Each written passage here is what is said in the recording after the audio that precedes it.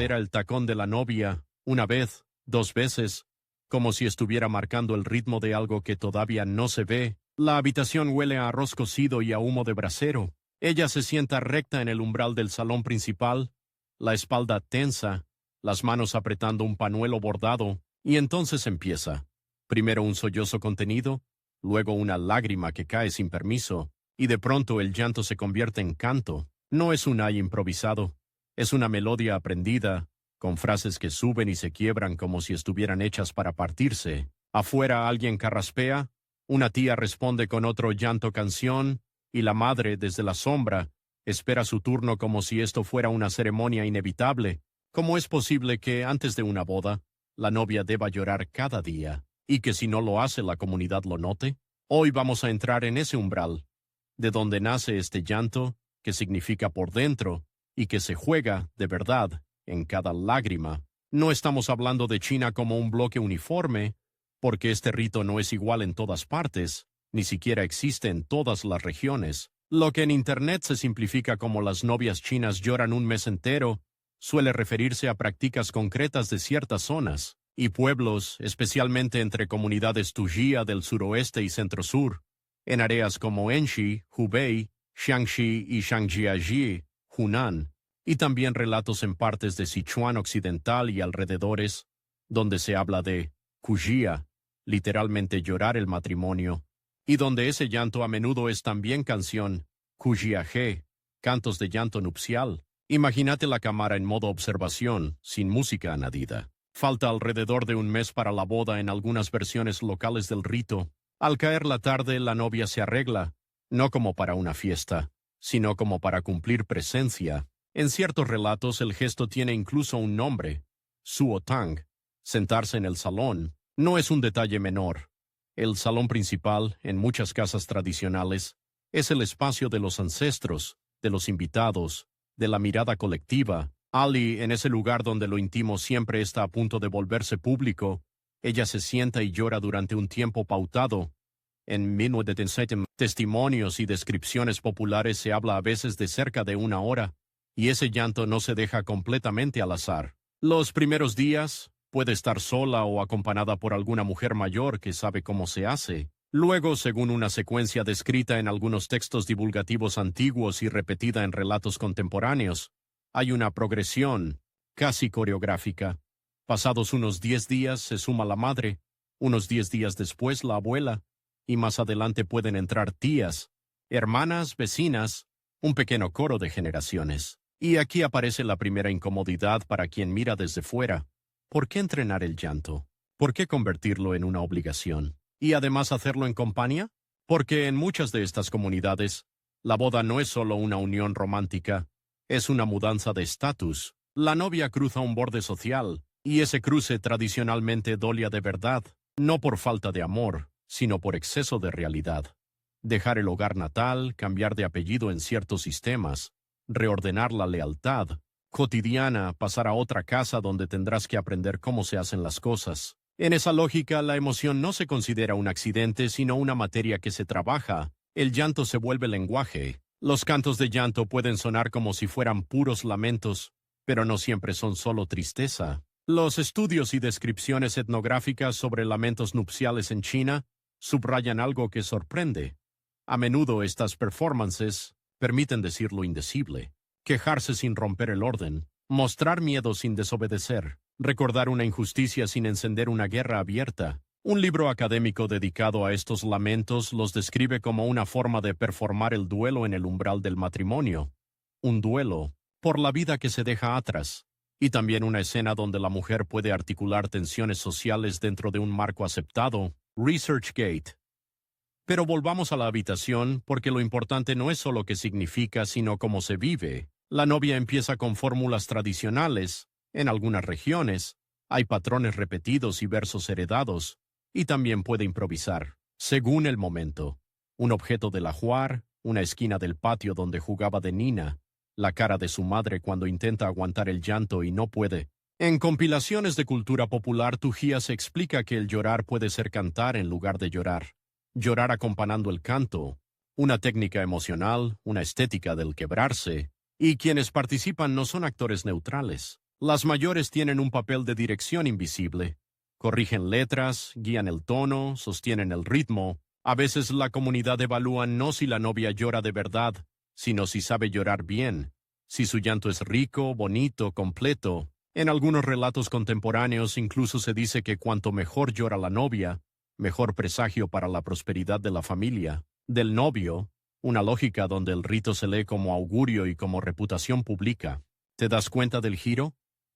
Para un observador externo, llorar antes de casarse parece señal de desgracia, pero dentro del sistema simbólico puede convertirse en una prueba de educación, de afecto familiar, de capacidad de atravesar el cambio sin romperse por dentro. Y ahí aparece la presión, porque no se llora en el vacío, se llora frente a una memoria social, la vecina que sabe cómo lloró su propia madre, la tía que recuerda la boda de hace 20 años, el rumor siempre listo. Esa chica salió riéndose como si no le doliera nada. En guías turísticas y relatos sobre el rito Tujía se repite la idea de que una novia que no cumple puede ser juzgada como malcriada o poco respetuosa con sus mayores. Aunque esas fuentes no siempre son académicas, reflejan una lógica local frecuente. El rito como examen de pertenencia. Y entonces, ¿qué siente la novia? Aquí conviene sostener dos verdades a la vez. Primera, sí, hay emoción auténtica. Porque por más modernidad que haya, despedirse de la casa natal puede doler. Segunda, también hay performance aprendida. La novia puede sentir tristeza, orgullo, ansiedad, incluso alivio. Puede sentir amor por sus padres y miedo a la nueva casa.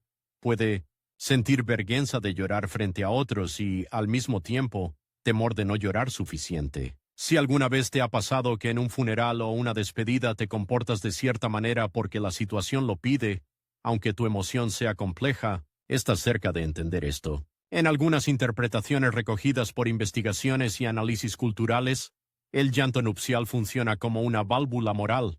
Permite llorar hoy para no llorar mañana. Como si la comunidad dijera, aquí, antes del cambio, puedes desahogarte. Después ya serás esposa, y el mundo te pedirá compostura. Y esa idea, la emoción permitida solo en ciertas ventanas, aparece una y otra vez en rituales de paso en muchas culturas, pero hay otro ángulo más incómodo, y aquí es donde el relato se vuelve humano de verdad. En contextos históricos donde el matrimonio podía estar arreglado o condicionado por economía, el llanto podía ser protesta codificada. Algunas fuentes populares y académicas vinculan estos lamentos a épocas en que las mujeres tenían menos margen para elegir. Llorar. Cantar era una forma socialmente aceptable de hablar del destino, de la pérdida de control, de la captura simbólica de la novia por otra familia, y, en canciones y rituales, aparece la metáfora del secuestro o el arrebato como un teatro ritual. ¿Ves el twist? Lo que parece sumisión absoluta también puede contener un filo. No es una rebelión abierta, es otra cosa, una manera de nombrar el dolor sin romper el tejido comunitario, como si la sociedad dijera, no vamos a cambiar el sistema hoy, pero al menos te dejamos decir en voz alta lo que cuesta. Y no olvidemos a quienes acompañan. Cuando entra la madre, su llanto no es solo empatía, es biografía. Ella también fue novia. También cruzó ese umbral. Y en esa escena, llorar juntas puede ser una conversación intergeneracional sin palabras. Una madre transmitiendo a su hija lo que sabe del miedo, de la obediencia, de la esperanza. Cuando entra la abuela, entra la memoria larga. La mujer que vivió otros tiempos, otras reglas, quizás menos opciones. La habitación se llena de un linaje de mujeres sabiendo cómo se despide una vida. Ahora respira y mira el conjunto. No hay sacerdotes oficiales en todas las variantes. No siempre hay un maestro ritual formal. Muchas veces la autoridad aquí es doméstica y femenina. La tía que recuerda las letras, la vecina mayor que corrige el tono, la madre que marca cuándo empezar. Eso es importante y se cuenta poco. En un sistema donde muchas decisiones públicas podían estar en manos masculinas, este segmento del rito pone el micrófono en manos de mujeres, un micrófono hecho de lágrimas. Y sin embargo, el rito no es puro ni idéntico. En lugares y familias puede durar menos, 3, 5, 10 días. En otros se insiste en el mes. Algunas novias lo viven como tradición querida, otras como carga. Algunos lo mantienen como canto estético. Otros lo simplifican o lo saltan. En noticias locales recientes sobre bodas tujías se menciona como ciertas parejas optan por ceremonias más minimalistas, donde ya no Se mide el éxito por las lágrimas, sino por otros valores contemporáneos, aunque el recuerdo del rito siga ahí como símbolo cultural. Y aquí aparece el primer gran mito de Internet, la idea de que en China la novia está obligada a llorar todos los días como regla nacional. No. Lo que existe son prácticas regionales y étnicas diversas, y además el llanto puede ser canto ritualizado, con una gramática propia. Incluso el término se aplica a tradiciones de distintos pueblos, han y no han, con formas y sentidos diferentes, no a un solo guión. Ahora te pregunto algo, en serio. Si tu comunidad te dijera que, para convertirte en otra persona, esposa, nuera, miembro de otra casa, debes llorar públicamente, ¿qué harías? ¿Te resistirías por orgullo? ¿Lo harías por tus padres? ¿Lo harías para que nadie los critique a ellos? ¿Y si el llanto no te sale? Porque esta es otra capa. El rito no solo prueba sentimientos, prueba pertenencia. Y a veces lo que se está defendiendo no es la emoción individual, sino el honor colectivo. Y justo cuando parece que ya entendemos el porqué, aparece un detalle que lo complica todo. En ciertas versiones, el llanto no se dirige solo hacia la casa que se deja, sino también hacia la casa que recibe. Hay cantos que agradecen, o al menos reconocen, a la familia del novio por aceptar a la novia. Es decir, las lágrimas pueden ser también etiqueta social, una moneda emocional de intercambio. No es romanticismo moderno, es diplomacia familiar. La cámara se acerca al pañuelo bordado otra vez. La novia se limpia, respira, retoma. Afuera alguien enciende petardos para otra celebración del pueblo, y ese ruido recuerda que la vida sigue, aunque dentro del salón el tiempo se sienta suspendido. La novia canta y llora no solo lo que siente hoy, sino lo que se supone que debe sentir para que el mundo la reconozca. Y ahí, en esa frontera entre lo íntimo y lo colectivo, nace la pregunta que va a guiarnos más adentro. ¿Cuándo empezó realmente esta costumbre? ¿Y por qué en algunos lugares llorar se convirtió en una señal de buena boda y no de desgracia? La luz del escenario cae como una cuchilla suave sobre dos mujeres vestidas de rojo. Una de ellas, 56 años, voz áspera de tanto cantar, se lleva las manos a la cara y suelta un llanto que, a los 3 segundos, se vuelve melodía. En la primera fila, un turista levanta el móvil, otro susurra, ¿pero no debería estar feliz? Y entonces pasa algo que casi nadie ve.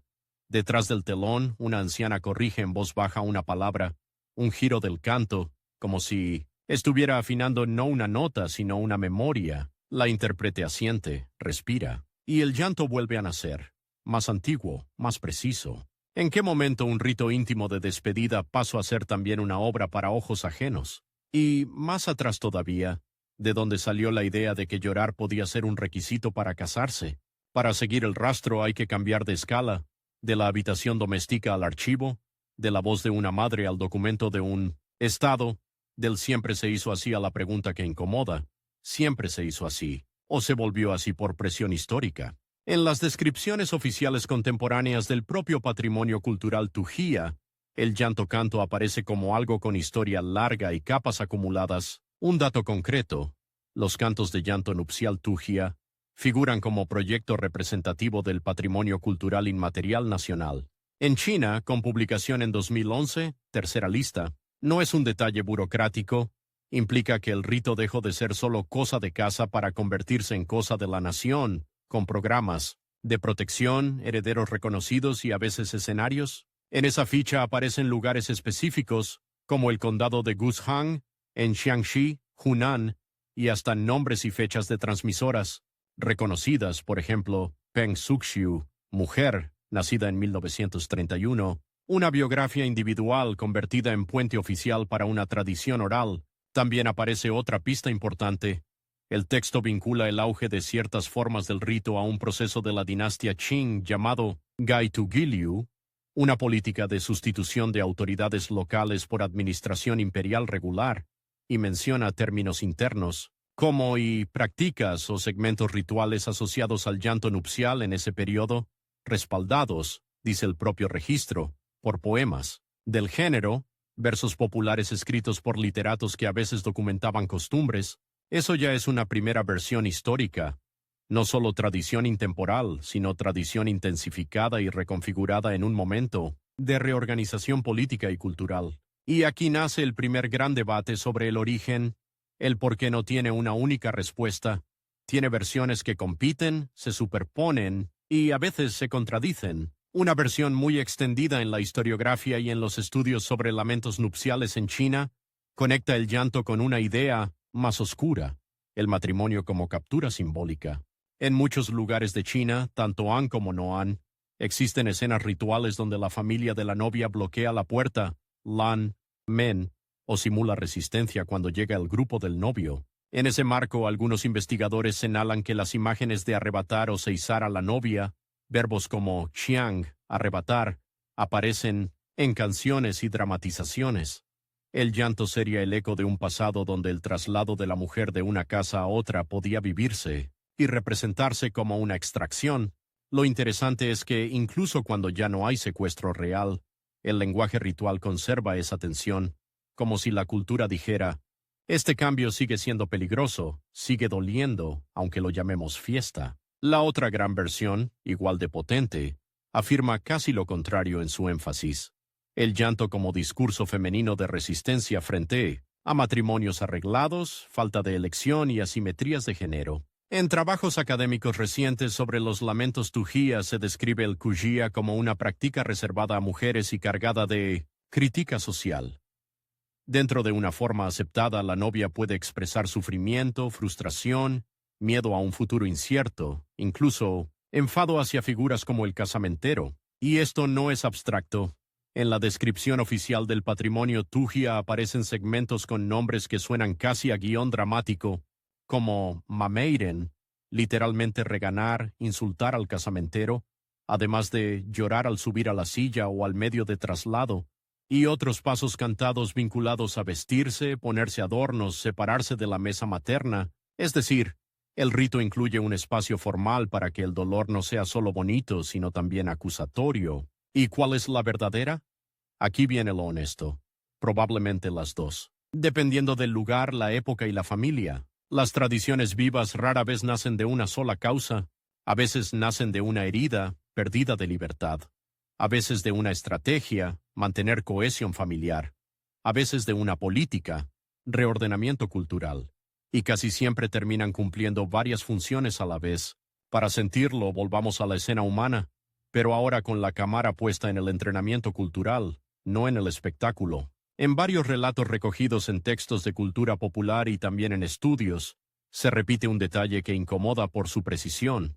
Muchas chicas empezaban a aprender el llanto canto desde los 12 o 13 años, no porque estuvieran prometidas desde niñas necesariamente, sino porque el kujia era técnica y lenguaje que se debía dominar. En algunas descripciones se dice sin rodeos: antes, si una joven no sabía llorar, no se la dejaba casarse. Esa frase suena brutal a oídos modernos, pero revela algo crucial. La virtud no se media solo por obedecer, se media por saber expresar de la manera correcta, como si la comunidad dijera: si no puedes llorar con forma, ¿cómo vas a navegar lo que viene? Y lo que viene históricamente podía ser duro, no solo por el matrimonio en sí, sino por el salto de estatus. La novia pasa de ser hija de a ser esposa de, y en sistemas de familia extendida ese cambio reordena jerarquías diarias. ¿Quién manda? ¿Quién cocina? ¿Quién habla primero? ¿Quién se calla? En ese contexto, llorar no era capricho, era una preparación emocional para un sistema de normas. Pero aquí aparece lo que casi nadie cuenta en los videos virales. El llanto también era una herramienta educativa entre mujeres. Quien encena no suele ser un hombre ni un sacerdote. Son madres, tías, vecinas mayores, mujeres que ya cruzaron. Y en ese círculo el rito puede funcionar como una escuela íntima donde se transmiten advertencias, estrategias, incluso pequeñas desobediencias posibles. Ahora, un contraste que ayuda a desmontar otra simplificación. Aunque mucha gente asocia el llanto nupcial solo con tujia, los lamentos de boda existen en múltiples comunidades y regiones, con estilos distintos. Por ejemplo, en el sur rural de Hunan, Jiangyong, hay registros de lamentos llamados kuge, canción de llanto, o también en contextos locales documentados en el siglo XX. Un estudio analiza un lamento interpretado en 1960 por una mujer de aldea, nacida en 1939. El texto no es folclore decorativo, es un mundo emocional donde la vida aparece comparada con cielo claro para otros y nubes negras para ella. No hace falta repetirlo palabra por palabra para entender la temperatura. La boda aparece como comienzo de carga, no solo como fiesta, y eso cambia la mirada. El llanto no es un tic cultural, es una forma de nombrar desigualdad y destino. Entonces llega la pregunta que puede doler.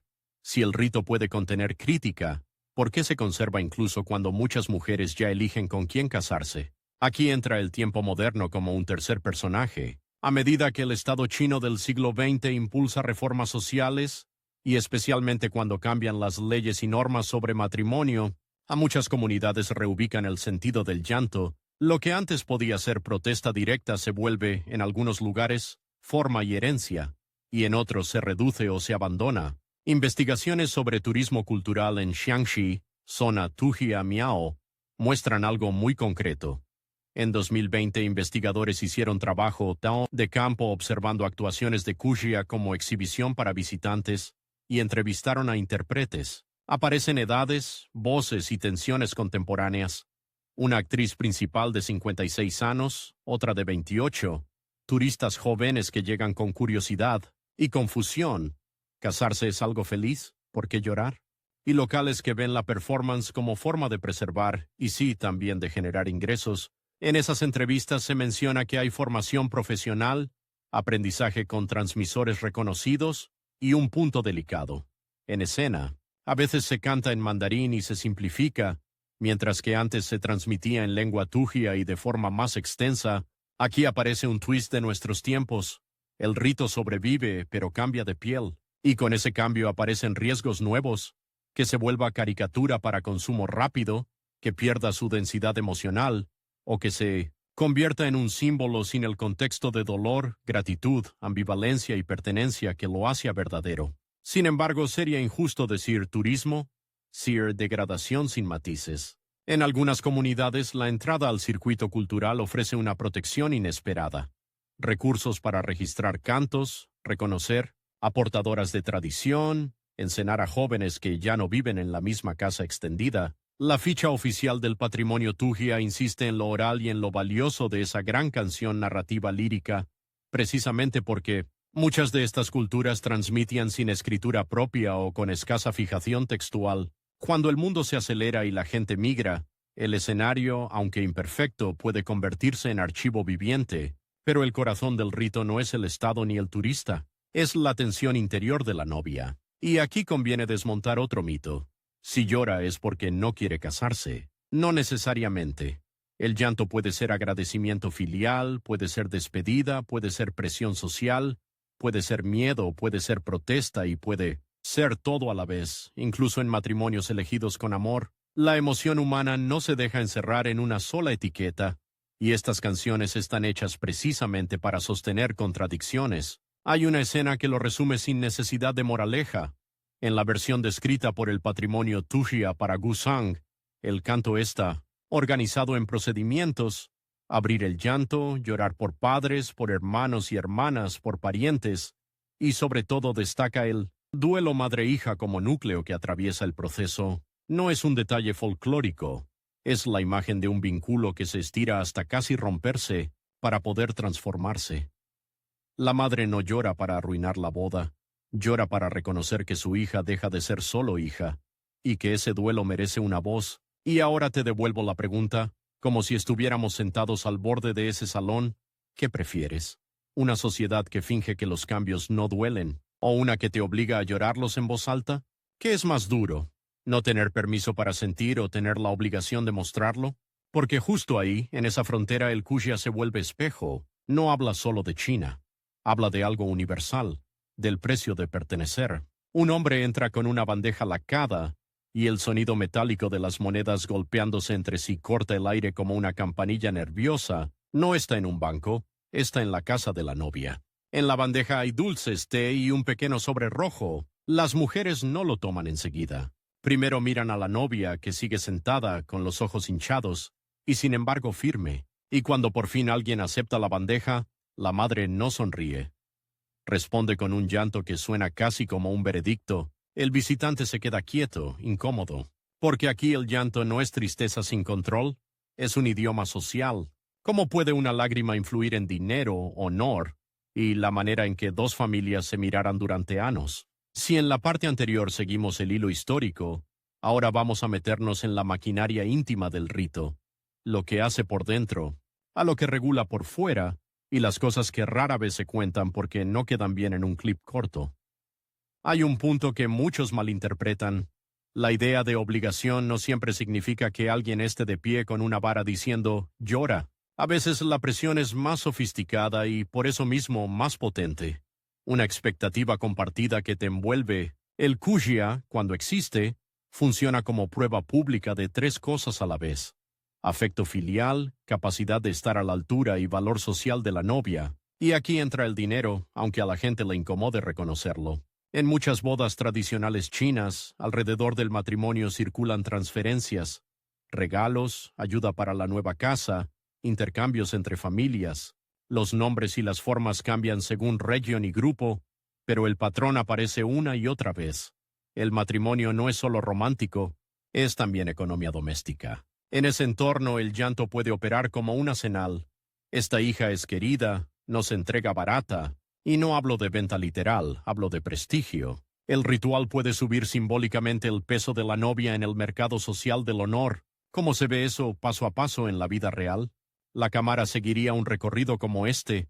Llega gente con regalos, los mayores se sientan, se hacen saludos formales, se anuncia la fecha, se muestran objetos del ajuar o preparativos. Entre ese ir y venir, la novia no está charlando como anfitriona, su papel es otro. Ella marca el tono emocional del evento. Si ella llora, y llora bien, la escena se interpreta como familia unida, hija agradecida, despedida seria. Si no llora, lo que se pone en duda no es solo su emoción, sino el tejido mismo. ¿Por qué no hay pena por separarse? ¿Es que esa casa no valía?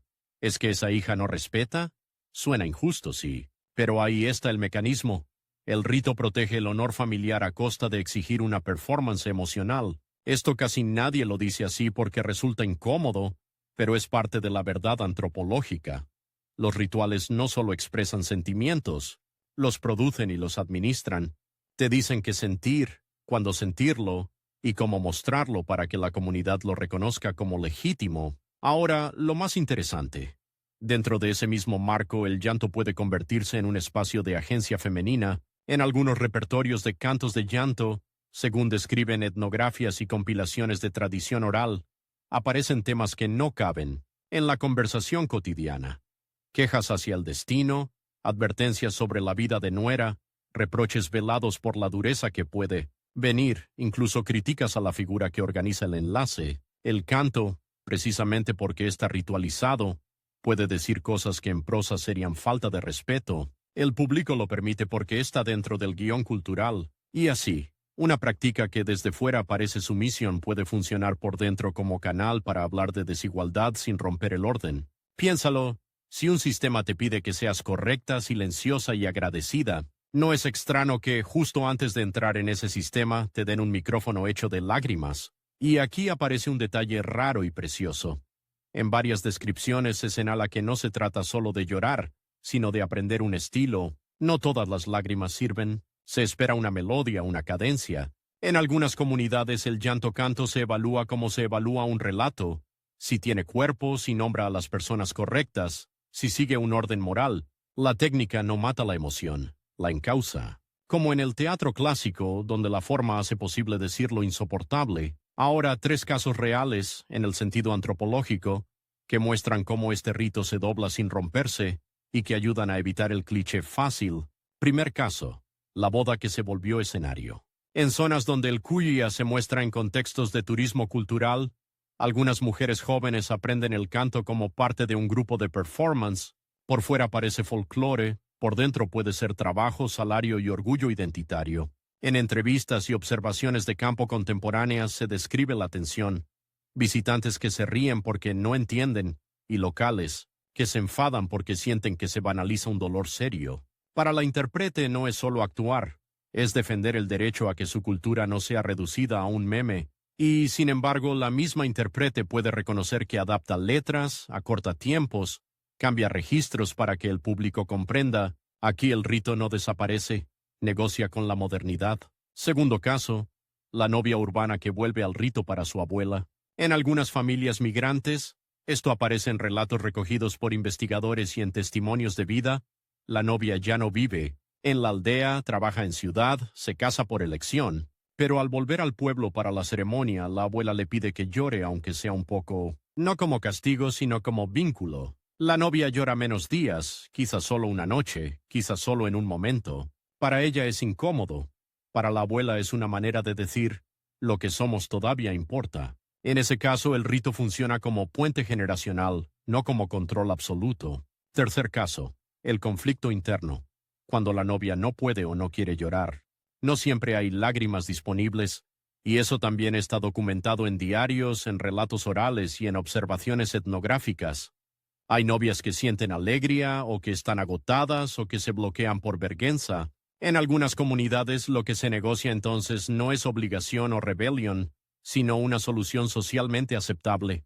Se llora. En privado se canta menos, se permite que una pariente lleve el canto con más fuerza para cubrir el hueco. Lo importante no es humillar a la novia, sino que el rito pase, porque lo que está en juego es la cara pública de la familia. A veces el sistema es rígido, otras sorprendentemente flexible cuando hay afecto y habilidad social. ¿Ves el patrón?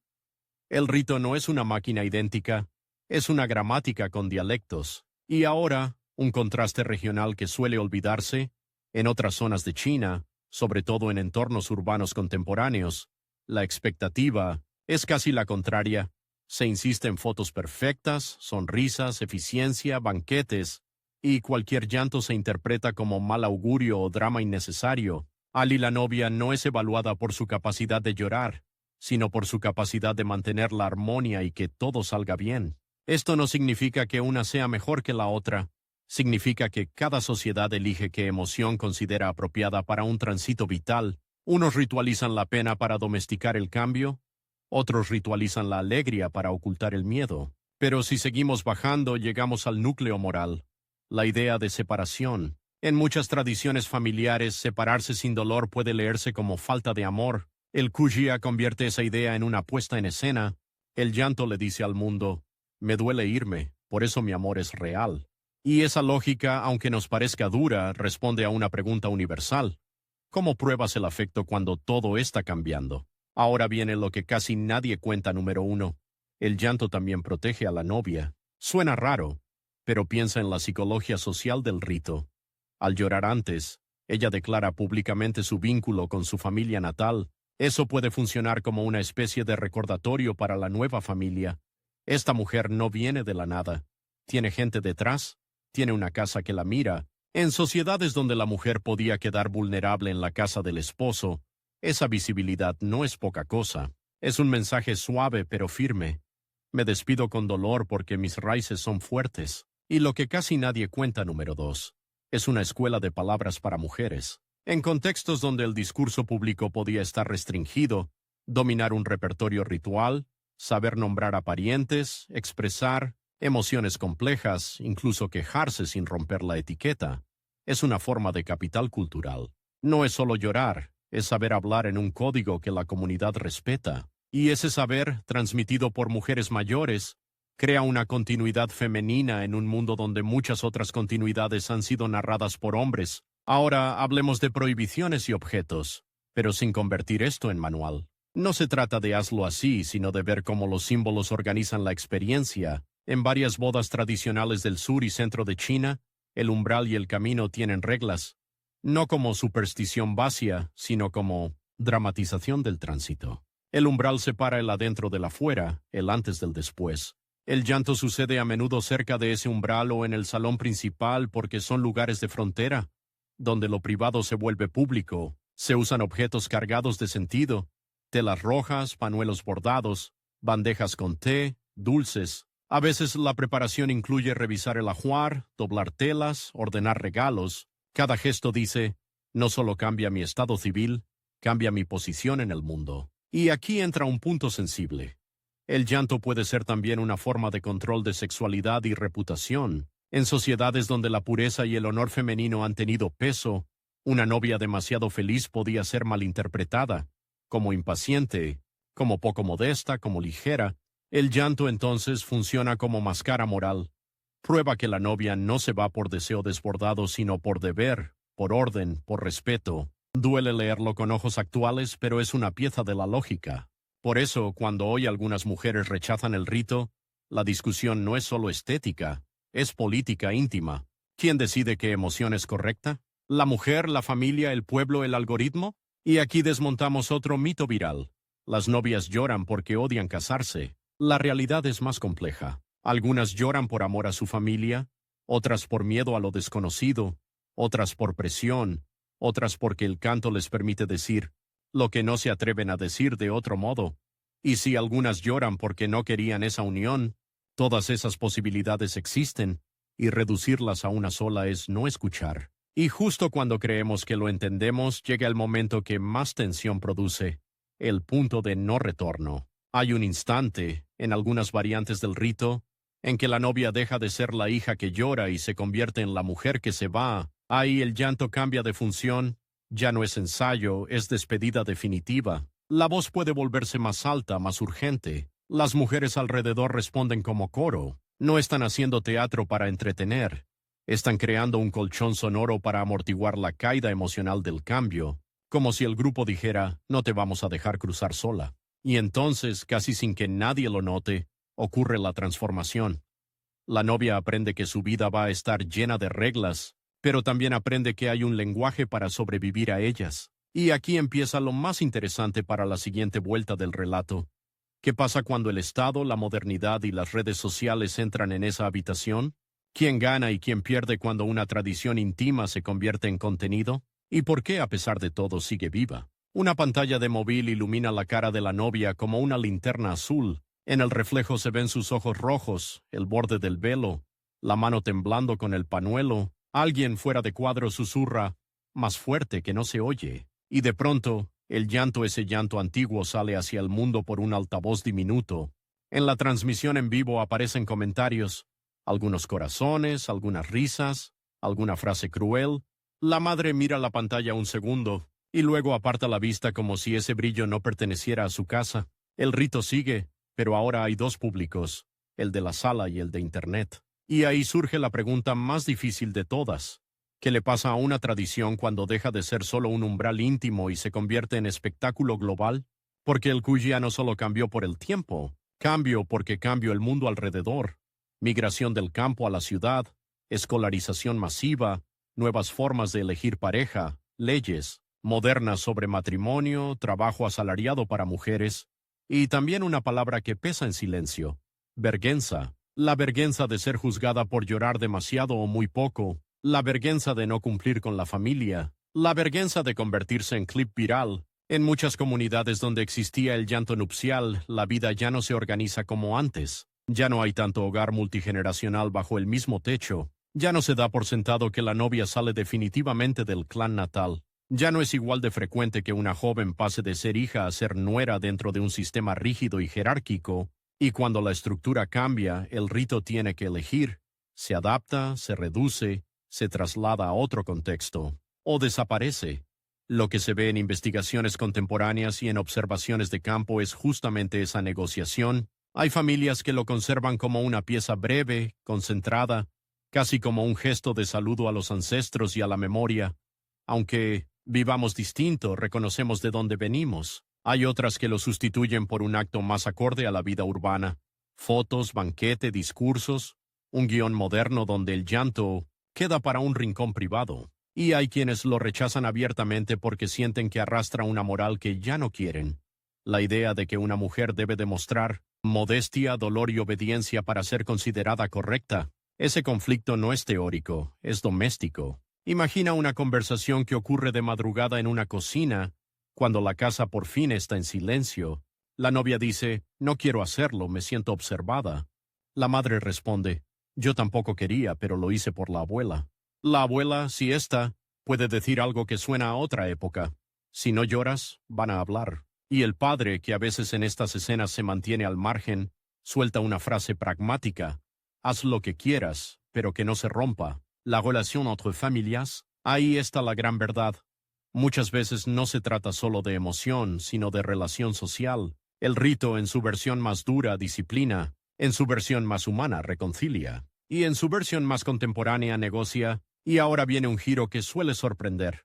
El Estado moderno, que en ciertos momentos históricos desconfió de supersticiones y rituales tradicionales, también ha impulsado en décadas recientes políticas de protección del patrimonio cultural inmaterial.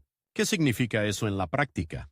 Que algunas tradiciones se documentan, se registran, se enseñan en talleres, se presentan en festivales. Para el QGIG esto puede ser salvación y, al mismo tiempo, una transformación profunda, porque cuando una práctica oral entra en un expediente cambia de naturaleza. La improvisación se vuelve repertorio, la transmisión familiar se vuelve formación, la emoción se vuelve técnica. Y esto no es necesariamente malo, pero sí es delicado. ¿Se puede proteger un llanto sin congelarlo? ¿Se puede enseñar una tradición sin convertirla en coreografía vacía? Aquí aparecen dos escenas contemporáneas que raramente caben en los resúmenes virales. Una, la escena de la heredera cultural.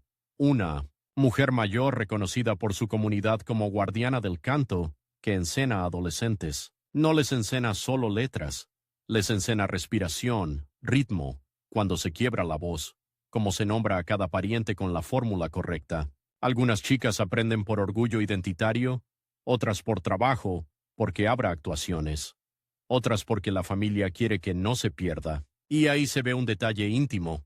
A veces la maestra no busca que lloren de verdad, busca que entiendan por qué se lloraba.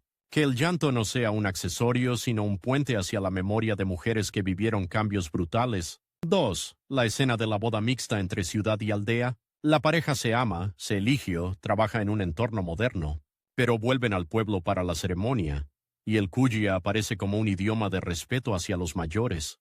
La novia acepta hacer un fragmento, no por obligación ciega, sino como un acuerdo. Esto es para mi madre.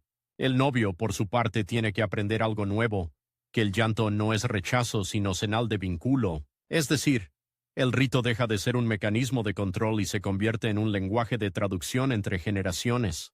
Pero también hay sombras nuevas, y hay que decirlo con claridad. La turistificación y las redes pueden deformar la mirada. Internet tiene una tendencia cruel.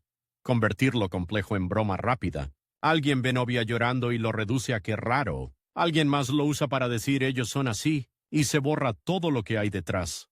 La despedida real, el honor familiar, la historia de desigualdad, el espacio de voz femenina, la memoria de la casa. Este es uno de los grandes errores alrededor del rito. Creer que el kugia es una excentricidad para entretenimiento, no lo es.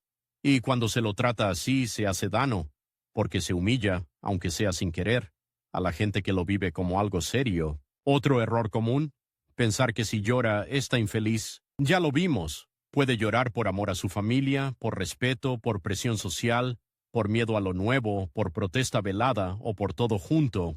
Y el hecho de que el llanto sea cantado, con fórmulas y estética, no lo vuelve falso, lo vuelve legible para la comunidad. A veces, cuando las palabras normales no alcanzan, la cultura inventa un género entero para decir lo que duele. Entonces, ¿por qué sigue vivo? Sigue vivo por varias razones que se refuerzan mutuamente. Porque crea cohesión. La boda, sobre todo en entornos comunitarios, no es solo pareja, es alianza entre familias. El llanto marca que el cambio se toma en serio, porque produce estatus. Una familia que cuida el rito demuestra arraigo, memoria, reputación, porque ofrece una válvula emocional. En un sistema donde después viene la obligación de aguantar, el rito abre una ventana para desahogarse antes, porque da voz a mujeres. Aunque parezca paradójico, el kugia, en muchos casos, es territorio femenino, con autoridad femenina, transmisión femenina, porque hoy también es identidad. En un mundo que homogeniza, mantener un canto propio puede sentirse como resistencia cultural, pero lo más importante es lo que le pasa a la persona que lo atraviesa. ¿Cómo termina esto para la novia? No termina con se acabó el llanto y listo, termina con un cambio de piel. Después de días o de momentos de llanto-canto, la novia cruza el umbral. En la lógica ritual ya no es solo hija, ya no es solo la muchacha de esta casa. Sale cargando no solo regalos, sino una reputación construida. La reputación de haber mostrado afecto, de haber honrado a su familia, de haber sabido habitar el tránsito. Para algunas ese tránsito se vive como alivio. Ya paso, ya cumplí. Para otras como una tristeza que se queda pegada en el pecho. Para otras como orgullo. sostuve la tradición sin perderme. Y para otras, como rabia silenciosa, porque mi emoción debía ser examinada. Y ahí aparece el punto más humano. El rito no garantiza felicidad. Ningún rito lo hace. Lo que sí hace, cuando funciona, es algo más modesto y más real. Organiza el miedo, le pone forma a la pérdida, le da un guión al cambio, para que el cambio no te devore en silencio. Si lo miras desde fuera parece duro, llorar cada día. Si lo miras desde dentro puede ser otra cosa. Una manera de decir esto importa. Una manera de recordar que la vida no se divide en felicidad o tristeza, sino en transiciones, y que las transiciones siempre cuestan. Te dejo con una imagen final. No la del móvil ni la del escenario. La de la mañana siguiente, cuando la casa vuelve a oler a té, cuando la madre recoge el pañuelo bordado y lo dobla despacio, no porque el llanto haya ganado, sino porque el vínculo quedó registrado en algo tangible. La hija ya no está en su cuarto. La madre no puede acompañarla en todo lo que viene, pero al menos hay una prueba. La prueba de que se despidieron de verdad, sin fingir que nada dolía. Al final, este rito no nos habla de lo raro de otros. Nos habla de algo que todos tememos. Cambiar de vida y perder una parte de nosotros en el camino. Y también nos habla de algo que todos deseamos. Que, aunque cambie el mundo, alguien nos mire y diga, aunque sea con lágrimas, te vi, te cuide y tu historia importa. La tradición puede ser extraña, pero la tarea que resuelve es comprensible. Convertir el miedo en canto y el adiós en pertenencia. Porque a veces la lágrima no es debilidad. Es la forma más antigua de decir no me voy sola.